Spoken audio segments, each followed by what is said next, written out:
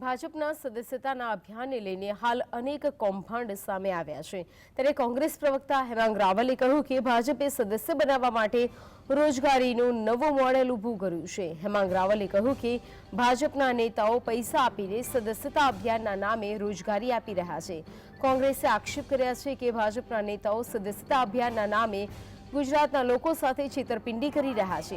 હાલમાં જ કોંગ્રેસના એક કાર્યકર્તા જેમનો પરિવાર સંપૂર્ણ કોંગ્રેસ સાથે જોડાયેલો છે નવરંગપુરા વોર્ડના ભાજપના નેતા દીપક પુરોહિતે કોંગ્રેસના કાર્યકર્તાને ઓટીપી માંગીને સભ્ય બનાવી દીધા, જેથી રાજ્યના લોકો અત્યારે ભાજપના નેતાઓનો સ્વયંભૂ બહિષ્કાર કરી રહ્યા છે।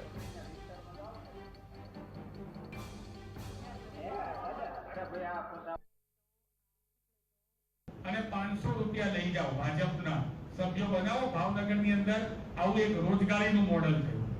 શાળામાં ભણતા વિદ્યાર્થીઓના જોડે મોબાઈલ લઈને મંગાવવામાં આવે છે અને નાની નાની ઉંમરના વિદ્યાર્થીઓને પણ સદસ્ય બનાવવામાં આવે છે। સુરેન્દ્રનગરની અણિંદ્રાની અંદર આપણે આ વસ્તુ જોઈ।